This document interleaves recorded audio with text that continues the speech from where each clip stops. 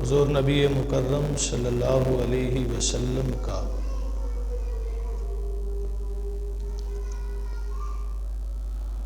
سفر معراج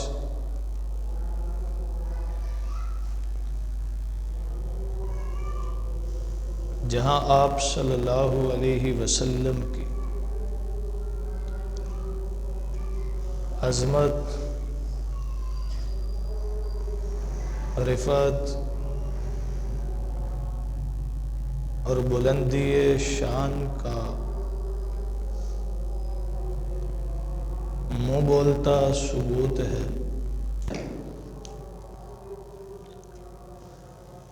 وہیں پر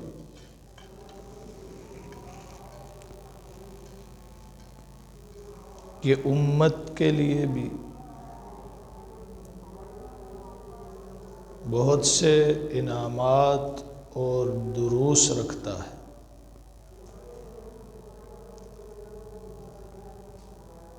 ملا علی قاری رحمۃ اللہ تعالی علیہ لکھتے ہیں کہ جب نبی مکرم صلی اللہ علیہ وسلم رب تعالیٰ کے روبرو حاضر ہوئے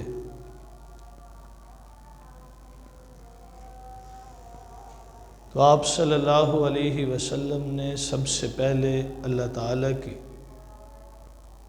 حمد و ثنا کی، فرمایا التحیات للہ والصلوات والطیبات۔ تو اللہ تعالیٰ نے نبی مکرم صلی اللہ علیہ وسلم پر سلامتی بھیجتے ہوئے فرمایا السلام علیکہ ایہا النبی ورحمۃ اللہ وبرکاتہ۔ تو پھر جواب میں بلکہ اللہ تعالیٰ کی طرف سے ملنے والے سلام، رحمت اور برکات میں امت کو شامل کرتے ہوئے فرمایا السلام علینا وعلی عباد اللہ الصالحین۔ تب ایک فرشتہ لب کشا ہوا اشہد ان لا الہ الا اللہ واشہد ان محمدا عبدہ ورسولہ۔ اب یہاں نبی مکرم صلی اللہ علیہ وسلم کا بارگاہ الہی میں حمد و ثنا پیش کرنا اور پھر اللہ تعالیٰ کا نبی مکرم صلی اللہ علیہ وسلم پر رحمت و سلام بھیجنا اور نبی مکرم صلی اللہ علیہ وسلم کا اس رحمت اور سلام میں اپنی امت کے نیکوکاروں کو شامل کرنا، یہ اس بات کا ثبوت ہے کہ اس موقع پر بھی حضور خاتم المرسلین صلی اللہ علیہ وسلم اپنی امت کو نہیں بھولے، کہ یہ وہ مقام ہے جہاں خالص رب کی ذات ہے اور نبی کی ذات ہے، جو خالص محبتوں کی ملاقات ہے، اور اس محبتوں کی ملاقات میں بھی نبی مکرم نے اپنی امت کو فراموش نہیں کیا، لیکن امت پر افسوس ہے کہ یہ نبی کی تعلیمات کو فراموش کر گئی۔ جس نبی نے اس امت کو ہمیشہ یاد رکھا، اس امت نے اس نبی کی تعلیمات کو بلا دیا۔ جس نبی نے اس امت کو ہمیشہ مقدم رکھا، اس امت نے اس نبی کی تعلیمات کو پس پشت ڈال دی۔ تو حضور نبی مکرم صلی اللہ علیہ وسلم اللہ کے ساتھ ملاقات کرتے ہوئے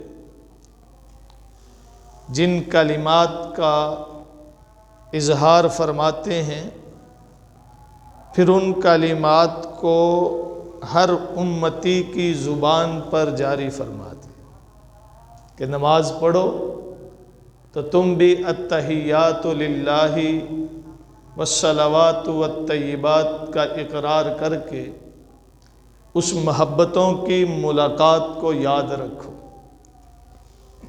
کہ وہ معراج اگرچہ نبی کا تھا، لیکن تم اس معراج کے ان کلمات کو دہراؤ، تم بھی معراج میں کسی حد تک شامل ہو جاؤ۔ فرمایا الصلاۃ معراج المؤمن، کہ نماز مومن کی معراج ہے، وہ نبی کی معراج ہے کہ وہ آسمانوں سے اوپر، سدرۃ المنتہا سے اوپر، عرش معلیٰ تک اللہ کے روبرو حاضر ہوئے، اور تم زمین کی پشت پر بیٹھ کر جب سجدہ کرو، تم زمین پر قیام کرتے ہوئے جب تلاوت کرو، جب رکوع کرو، تسبیحات کرو، تلاوت کرو، تو تم بھی رب کے ساتھ ملاقات کرو، اور یہ تمہاری معراج ہے۔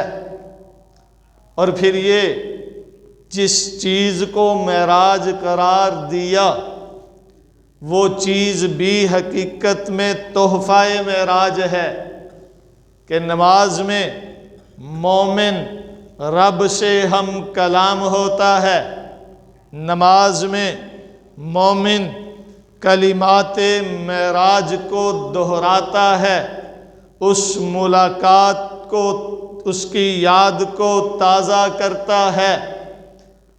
تو اللہ تعالیٰ نے اس ایمان والے کو یہ تحفہ دے رکھا ہے نبی مکرم صلی اللہ علیہ وسلم کی وساطت سے، کہ جب حضور خاتم المرسلین صلی اللہ علیہ وسلم معراج سے واپس آئے تو اللہ تعالیٰ نے نمازوں کا تحفہ دے کر بھیجا کہ یہ لو، یہ 50 نمازوں کا تحفہ لے جاؤ۔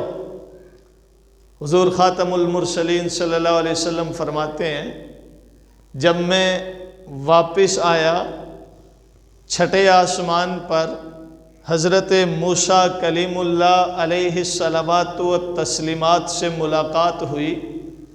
موسیٰ علیہ السلام نے پوچھا، اللہ سے مل کر آ رہے ہیں؟ جی، اللہ سے ملاقات کر کے آیا ہوں۔ کیا لے کر آئے ہیں؟ جانتے تھے نا کہ جب کوئی اللہ کے پاس جاتا ہے، اللہ کسی کو معراج کرواتا ہے، کسی کو شرف ملاقات بخشتا ہے، چاہے اس کی کیفیت کوئی بھی ہو، تو اللہ خالی نہیں بھیجتا، کیونکہ حضرت موسیٰ علیہ السلام کو بھی اللہ نے طور پہ بلایا تھا نا، ملاقات کی تھی، چاہے یہ ملاقات کی کیفیت اور تھی، اللہ نے تحفہ دے کر بھیجا تھا۔ اللہ تعالیٰ نے نبوت کا تحفہ عطا کیا تھا، پھر بلایا تھا، پھر اللہ تعالیٰ نے طور کے جلووں میں حضرت موسیٰ کو شریعت عطا کی تھی۔ اب جانتے تھے کہ رب جب ملاقات کرتا ہے تو تحفے ضرور دیتا ہے، کچھ نہ کچھ دے کر بھیجتا ہے۔ کیا لے کر آئے ہو؟ اللہ نے 50 نمازیں دی ہیں۔ موسیٰ علیہ السلام نے فرمائی یہ تو بڑی زیادہ ہیں، امت پر بھاری ہوں گی، جاؤ کچھ کم کروا کے آؤ۔ حضور نبی مکرم صلی اللہ علیہ وسلم دوبارہ بارگاہ الہی میں حاضر ہوئے، 5 کم ہوئیں، پھر آئے، موسیٰ نے پوچھا کتنی رہ گئیں؟ 45، نہیں اور کم کروا کے آؤ۔ یوں 5 کم کرتے کرتے کتنی رہ گئیں؟ 5۔ جب 5 نمازیں رہ گئیں، موسیٰ علیہ السلام فرمانے لگے یہ بھی زیادہ ہے، اور کم کرواؤ۔ حضور نے فرمایا نہیں، اب رب نے یہ فرما دیا ہے کہ یہ 5 لے جاؤ، ان 5 کی پابندی کرنا، اجر 50 کا ہی ملے گا۔ 5 نماز پڑھنے والے کو اجر اتنا ہی ملے گا جتنی سب سے پہلے عطا کی گئی تھی۔ اب میں نہیں جاتا، مجھے حیا آتی ہے۔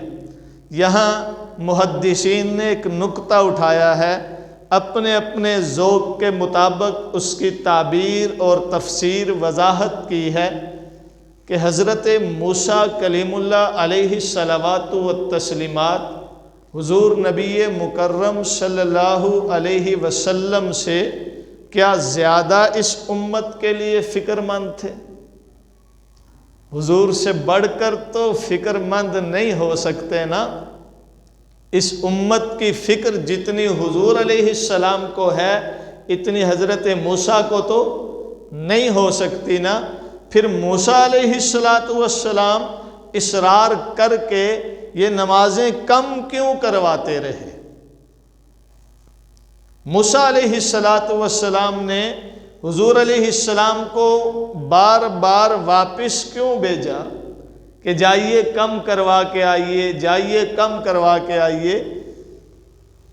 محدثین لکھتے ہیں کہ اس میں اصل میں ایک نقطہ یہ ہے کہ رب تعالی حضرت موسیٰ علیہ السلام کے دل میں یہ بات القاء کیے ہوئے تھے کہ وہ حضور کو بھیجیں، اور حضور علیہ السلام حضرت موسیٰ علیہ السلام کے فرمانے پر بار بار جاتے رہے تاکہ موسیٰ علیہ السلام کے سامنے حضور کی عظمت کو آشکارا کیا جا سکے، حضور علیہ السلام کی عظمت کا پرچار کیا جا سکے کہ اے موسیٰ، تو نے رب سے یہ درخواست کی تھی، ربی ارنی انظر الیک، اے رب میں چاہتا ہوں میں تجھے دیکھوں، اور اللہ نے جواب میں کیا فرمایا تھا؟ لن ترانی، موسیٰ تو مجھے نہیں دیکھ سکتا۔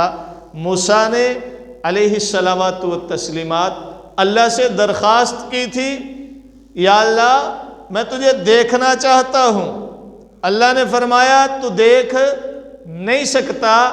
موسیٰ علیہ السلام کی جو خواہش تھی دیدار الہی کی وہ پوری نہیں ہو سکی۔ اب حضور خاتم المرسلین صلی اللہ علیہ وسلم اللہ کا دیدار کر کے آ رہے ہیں، اور موسیٰ علیہ السلام کو بار بار باور کروایا جا رہا ہے جو آپ نہیں کر سکے تھے وہ یہ کر رہے ہیں۔ اور دوسرا نقطہ یہ، موسیٰ علیہ السلام چاہتے تھے کہ جس رب کا دیدار میں نہیں کر سکا، چلو اس ذات کا ہی دیدار کروں، اس نبی کا ہی دیدار کروں جو رب کا دیدار کر کے آ رہا ہے۔ محبوب کی دید کرنے والے بھی محبوب ہوا کرتے ہیں۔ جس طرح کوئی عاشق اپنے محبوب کی گلی کے کتے کو بھی عقیدت کی نظر سے دیکھتا ہے، پیار کی نظر سے دیکھتا ہے، کیوں؟ اس لیے کہ وہ محبوب کی گلی کا رہنے والا ہے۔ تو یہاں تو امام الانبیاء ہیں، یہاں تو رب العلا ہے۔ رب العلا کو دیکھ کر آنے والے امام الانبیاء کو دیکھنا یہ موسیٰ اعزاز سمجھتے ہیں، اس لیے بار بار بھیجتے ہیں تاکہ وہ وہاں سے دید کر کے آئیں اور میں یہاں ان کی دید کرتا رہوں۔ تو اللہ تعالیٰ نے حضور خاتم المرسلین صلی اللہ علیہ وسلم کو نمازوں کا تحفہ دے کر بھیجا، اور فرمایا یہ نماز ہے جو مومنوں کے لیے رب کا تحفہ ہے۔ نماز ہی مومن اور کافر میں فرق کرتی ہے، نماز ہی مومن اور کافر میں فرق کرتی ہے کہ جو اس تحفے کی قدر کرنے والا ہے، جو اس تحفے کو اپنانے والا ہے، جو اس تحفے کو وصولنے والا ہے، یقیناً وہ اللہ کے یہاں محبوب ٹھہرے گا، یقیناً وہ اس معراج کی حقیقت سے آشنا ہوگا، یقیناً وہ محب اور محبوب دونوں سے محبت کرنے والا ہوگا۔ اور جس نے تحفے کی قدر نہ کی تو ایسے بے قدرے لوگوں کی قدر نہیں کی جاتی۔ جو تحفوں کی قدر نہ کریں ان کا محبت کی گلی میں کوئی واسطہ نہیں ہوتا، انہیں محبت کے راستے پر کوئی شناسائی نہیں ہوتی، ان کی محبین کے یہاں، محبوب کے یہاں کوئی قدر و منزلت نہیں ہوتی، اس لیے کہ انہوں نے تحفے کو نہیں سمجھا ہوتا۔ تو مومن اس تحفہ نماز کی قدر کیا کرتا ہے، اور یہ وہ تحفہ ہے جو خالی وصولنے کا نہیں ہے بلکہ اس کی ادائیگی بھی ہے، اس پر عمل پیرا بھی ہونا ہے، اور جتنا عمل پیرا ہوتے جائیں گے اتنی معراج بڑھتی جائے گی، اتنی قدر و منزلت بڑھتی جائے گی، اتنا قرب الہی بڑھتا جائے گا۔ نماز کی قدر کرنا یہ مومن کی پہچان ہے۔ نبی مکرم صلی اللہ علیہ وسلم کے بے شمار فرامین نماز کی فضیلت اور اہمیت پر ہیں، تو آپ علیہ السلام سے محبت کا تقاضا ہے کہ آپ کے لائے ہوئے تحفے کی قدر کی جائے۔ اللہ سے محبت کا تقاضا ہے کہ اس کے دیے ہوئے تحفے کی قدر کی جائے، اور نماز پنجگانہ باقاعدگی سے ادا کی جائے۔ یہ نماز صرف ادا کرنا ہی نہیں ہے بلکہ جو ادا کرے اس کے لیے اجر و ثواب بھی ہے، جو ادا کرے اس کے لیے رحمتیں ہیں، برکتیں ہیں، جو ادا کرے اس کے لیے رب کی طرف سے خیر و برکت کا وعدہ ہے، اور جہاں نماز کی ادائیگی نہیں وہاں خیر و برکت نہیں۔ نماز کے بغیر انسان سکھی نہیں ہے، نماز کے بغیر سکون نہیں ہے، نماز کے بغیر خوشحالی نہیں ہے۔ ایک صحابی آئے، عرض کیا اللہ کے رسول صلی اللہ علیہ وسلم بڑا تنگ دست ہوں، پریشان حال ہوں، حالات نہیں بہتر ہو رہے۔ آپ علیہ السلام نے فرمایا نماز میں سستی کرتے ہو گے؟ نہیں یا رسول اللہ صلی اللہ علیہ وسلم، نماز میں سستی کا تو تصور بھی نہیں کر سکتے۔ اصحاب نبی نماز میں سستی کا تصور بھی نہیں کرتے تھے، بلکہ صحابہ فرماتے ہیں کہ ہمارے زمانے میں جماعت میں لیٹ شامل ہونے والے کو منافق سمجھا جاتا تھا، کہ جو مومن ہے وہ جماعت میں تاخیر سے بھی نہیں آتا تھا، جماعت میں بھی سستی نہیں کرتا تھا، اور جو جماعت میں سستی کا مظاہرہ کرتا تھا، لیٹ آتا تھا، ہم سمجھتے تھے یہ منافق ہے۔ اور ہمارا کیا حال ہے کہ ہم نماز کی طرف توجہ ہی نہیں کرتے، سستی تو بڑی دور کی چیز ہے۔ یا رسول اللہ میں سستی نہیں کرتا، نماز باقاعدگی سے پڑھتا ہوں، وقت پہ ادا کرتا ہوں۔ اچھا پھر تمہارے گھر میں کوئی بے نمازی ہوگا؟ نہیں یا رسول اللہ میرے گھر والے سارے نمازی ہیں۔ اچھا پھر تمہارا کوئی ہمسایہ بے نمازی ہوگا؟ نہیں یا رسول اللہ میرے سارے ہمسائے پکے مومن ہیں، نماز ادا کرنے والے ہیں۔ حضور نے فرمایا کوئی تو بے نمازی ہے، کوئی تو بے نمازی ہے، جا کے دیکھو۔ وہ گھر چلا گیا، گھر والوں کو دیکھا نماز پڑھنے والے ہیں، محلے والوں کے بارے میں مزید تحقیق کی، پتہ چلا وہ بھی نماز کی باقاعدگی سے ادائیگی کرنے والے ہیں۔ بڑے پریشان ہوئے۔ ایک دن دیکھا ایک آدمی صبح کے وقت وہاں سے گزرا ہے اور شام کو واپسی وہیں سے ہو کر گیا ہے، اور اس کا معمول ہے اس کے گھر کے سامنے سے اس گلی میں سے گزرتا ہے ڈیلی۔ ڈیلی اس کی گلی سے گزرتا ہے اور وہ نماز نہیں پڑھتا، وہ بے نمازی ہے۔ گیا یا رسول اللہ صلی اللہ علیہ وسلم باقی تو سب میں نے تحقیق کر لی ہے نمازی ہیں، ایک آدمی ہے جو ہمارے گھر کے سامنے سے گزرتا ہے وہ بے نمازی ہے۔ حضور نے فرمایا اسی کی نحوست پڑی۔ ایک بے نمازی گھر کے سامنے سے گزرتا ہے تو اس کی نحوست اتنی پڑتی ہے کہ گھر سے برکات اٹھا دی جاتی ہیں۔ تو جس گھر میں بے نمازی ہوں گے وہاں برکات کہاں سے آئیں، وہاں رحمتیں کہاں سے آئیں؟ تو عزیزان من، یہ رب کا دیا ہوا تحفہ ہے، اس تحفے کی قدر کیجیے، اور قدر کرنے والوں کے لیے انعامات کا وعدہ ہے، قدر کرنے والوں کے لیے خیر ہے، برکتیں ہیں، قدر کرنے والوں کے لیے اطمینان قلب ہے، سکون ہے۔ تو نبی مکرم صلی اللہ علیہ وسلم یہ تحفہ لے کر واپس آئے۔ حضور صلی اللہ علیہ وسلم فرماتے ہیں جب میں سفر معراج پہ تھا تو مجھے جنت اور جہنم بھی دکھائی گئی، مجھے جنتی بھی دکھائے گئے، جہنمی بھی دکھائے گئے۔ میں نے جنت میں ایک محل دیکھا جس کے پردے ریشم کے تھے اور بڑا خوبصورت تھا۔ میں نے پوچھا یہ کس کا محل ہے؟ بتایا گیا یہ آپ کے غلام ابو بکر صدیق کا محل ہے۔ اور بھی جنت میں طرح طرح کے مشاہدات کیے۔ پھر مجھے کچھ لوگ دکھائے گئے جن کے سر بڑے بڑے پتھروں سے کچلے جا رہے تھے۔ میں نے پوچھا یہ کون ہے؟ مجھے بتایا گیا یہ وہ ہیں کہ جو نماز کو بوجھل سمجھتے تھے، ان کے سر اللہ کے حضور جھکتے نہیں تھے۔ آج جہنم میں ان کے سر یوں ہی کچلے جائیں اور ہمیشہ کچلے جاتے رہیں گے۔ کچھ لوگوں کو دیکھا کہ ان کو بڑے بڑے ناخن دیے ہوئے ہیں تانبے کے، اور وہ اپنے ناخنوں سے اپنا جسم چھیلتے ہیں، اپنے جسم کو نوچ رہے ہیں۔ میں نے پوچھا یہ کون لوگ ہیں؟ مجھے بتایا گیا یہ وہ ہیں جو دوسروں کی غیبت کیا کرتے تھے، اور غیبت کرنے کی وجہ سے، غیبت کرنا مردہ بائی کا گوشت کھانا ہے۔ اللہ نے فرمایا وَلَا يَغْتَبْ بَعْضُكُمْ بَعْضًا أَيُحِبُّ أَحَدُكُمْ أَن يَأْكُلَ لَحْمَ أَخِيهِ مَيْتًا فَكَرِهْتُمُوهُ۔ تو قیامت کے دن ان کو پھر ایسے ناخن دیے جائیں گے کہ یہ اپنا گوشت نوچتے رہیں گے، اور حضور نے فرمایا غیبت کرنے والوں کا یہ انجام تھا۔ کچھ لوگ مجھے دکھائے گئے جن کے پیٹ بڑے ہوئے تھے اور ان کے اندر سانپ دکھائی دیتے تھے۔ مجھے بتایا کہ یہ وہ ہیں جو حرام کھاتے تھے، یہ وہ ہیں جو دوسروں کا ناحق مال کھایا کرتے تھے۔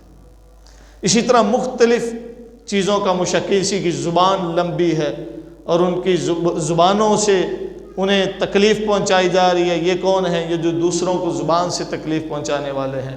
کچھ لوگوں کو دیکھا ان کے زبان اور ہونٹ آگ کی کینچی سے کاٹے جا رہے ہیں۔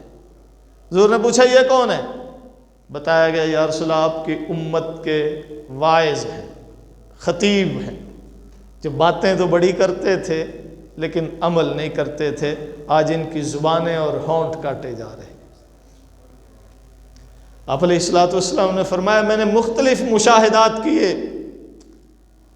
تو عزیزان من، آپ علیہ الصلوۃ والسلام کا سفر معراج صرف ایک سفر نہیں ہے بلکہ امت کے لیے سبق ہے کہ امت آپ علیہ الصلوۃ والسلام کے ان مشاہدات کو جو آپ نے مختلف مقامات پر بیان فرمائے، ان کے مطابق اپنے آپ کو سنوارے، عمل کرے اور انسانیت کو فروغ دے، دین کو فروغ دے، نبی کی تعلیمات کو فروغ دے، عملی طور پر کر کے دکھائے۔ بہرکیف حضور صلی اللہ علیہ وسلم فرماتے ہیں پھر جب میں واپس آیا تو میں جس مقام سے گیا تھا، جس بستر سے اٹھ کے گیا تھا، وہ بستر ابھی گرم تھا۔ جہاں سے نکل کے گیا تھا، جس کیفیت میں دروازہ چھوڑ کے گیا تھا، وہ اسی کیفیت میں تھا۔ جہاں وضو کر کے گیا تھا، واپس آیا تو پانی ابھی بہہ رہا تھا۔ اتنا کچھ دیکھ کر اتنا کچھ کر کے جب واپس آئے تو جیسے جو چھوڑ کے گئے تھے ویسے وہ سب کچھ پایا. بستر گرم ہے، پانی بہہ رہا ہے جہاں وضو کیا تھا، دروازہ ہل رہا ہے جہاں سے باہر نکلے تھے، گویا ابھی گئے اور 1 سیکنڈ میں واپس آ گئے. یہ کیفیت. لیکن بیت اللہ سے بیت المقدس، بیت المقدس سے آسمانوں تک، آسمانوں سے سدرۃ المنتہا، وہاں سے عرش معلیٰ، جنت کا جہنم کا مشاہدہ، سب کچھ کر کے واپس آئے تو سب کچھ ویسے ہی چل رہا. یہاں اہل علم نے ایک نقطہ اخذ کیا اپنے ذوق کے مطابق کہ نبی مکرم صلی اللہ علیہ وسلم وہ ہیں جن کے لیے کائنات کو بنایا گیا ہے. آپ وجہ تخلیق کائنات ہیں، بلکہ اس کو اور آسان لفظوں میں عرض کریں تو آپ روح کائنات ہیں کہ جب آپ کائنات میں تھے کائنات کا نظام چل رہا تھا. جب آپ کو کائنات سے اٹھایا تو گویا جیسے روح نکل گئی ہو، جسم وہیں ساکت ہو گیا، اور جب واپس دوبارہ لائے گئے تو کائنات دوبارہ چل پڑی. حضور کے جانے پر وقت کو روک دیا گیا، وقت تھم گیا. اگر آپ یہ کہیں کہ حضور علیہ الصلوۃ والسلام یہ گئے تو اس پہ وقت تو لگتا ہے، وقت کے بغیر تو یہ ممکن نہیں ہے سب کچھ کر کے آنا، اور جو حقیقت میں صرف خواب نہ ہو جسم کے ساتھ ہو تو وقت لگتا ہے. وقت لگتا ہے تو پھر حضور گئے اور واپس بھی آ گئے تو پھر یہ 1 رات میں ناممکن ہے، پھر اس کے لیے کئی مہینے درکار ہیں. تو یہ ایک ہی صورت تھی، حضور آئے بھی اسی رات ہیں، اسی ماحول میں واپس آئے ہیں جس ماحول سے گئے تھے، اور سب کچھ جسم کے ساتھ کر کے آئے ہیں. تو ایک ہی صورت ہے کہ وقت تھم گیا تھا. وقت تھمے بغیر یہ ممکن نہیں. آج سائنس تحقیق کرتے ہوئے اس نتیجے پر پہنچی ہے کہ کائنات میں وقت رکتا ہے. یہ وقت کے حوالے سے بڑی ریسرچ ہو رہی ہے، لوگ وہ راستہ ڈھونڈ رہے ہیں جو راستہ اس کائنات سے باہر نکلنے کا ہے، خروج کا ہے. کہتے ہیں کہ حضرت ادریس علیہ الصلوۃ والسلام بھی اس کائنات سے نکلے ہیں، بلکہ ہمارے ایک ابن عربی معروف بزرگ گزرے ہیں، ان کا یہ دعویٰ ہے کہ میں مریخ پر گیا ہوں اور واپس آیا ہوں. تو یہ کائنات سے نکلنے کے راستے یا وظائف یا کچھ ہے. بہرکیف حضور کا یہ جو سفر معراج ہے، آج کی سائنس کسی حد تک یہ تسلیم کرنے پر مجبور ہے کہ یہ ممکن ہے. یہ تو انسان ہے، شاید انسان نہ بھی کر سکے، لیکن وہ کروانے والا جو ہے نا اس کے لیے کچھ بھی ناممکن نہیں. میں نے شروع میں عرض کیا تھا، اس نے پہلے یہ لفظ بولا، سبحان الذی، پاک ہے وہ ذات. تم کچھ بھی سوچتے رہو وہ پاک ہے، وہ سب کچھ کرنے پر قادر ہے، وہ جب چاہے جو چاہے کر ڈالے، اس کے لیے کچھ بھی ناممکن نہیں. حضور علیہ الصلوۃ والسلام نے اپنے سفر معراج کو صبح بیان کیا، بتایا. لوگ کہنے لگے ہم تو نہیں مانتے، ہم تو نہیں مانتے. اب ماننے والوں اور نہ ماننے والوں کا عالم کیا ہے. ابو جہل کے سامنے حضور نے قصہ بیان کیا کہ یار میں یوں گیا تھا اور یہ سارا کچھ دیکھ کر آیا ہوں، اور جب آیا تو سب کچھ ویسے ہی تھا. کہنے لگا خواب نہیں، صحیح حقیقت میں گیا ہوں. وہ اٹھا، مانا نہیں، اٹھا اور ابو بکر صدیق کے پاس جا پہنچا. ابو بکر حضور کے یار بھی تھے اور پہلے ایمان لانے والے صحابی بھی تھے. ابو جہل نے سوچا کہ یہ موقع ہے کہ ابو بکر کو بتاؤں گا، وہ کہے گا نہیں نہیں ایسا ہو ہی نہیں سکتا، تو میں اسے بتاؤں گا تیرا یار یوں کہتا ہے، وہ بھی بدگمان ہو جائے گا. اب ابو جہل نے جا کر سارا قصہ حضرت ابو بکر سے عرض کیا، ان کے سامنے رکھا کہ یار بتاؤ کوئی بندہ یہاں سے بیت المقدس شام تک جا سکتا ہے 1 رات میں، رات کے بھی کچھ حصے میں، اور واپس بھی آ سکتا ہے؟ ان کا نہیں. اچھا اگر کوئی کہے جی میں وہاں تک گیا ہوں، پھر اس سے اوپر آسمانوں تک گیا ہوں، عرش تک گیا ہوں، یہ سارا دعویٰ کہہ رہے، تو ابو بکر صدیق نے پوچھا کون کہتا ہے ایسا؟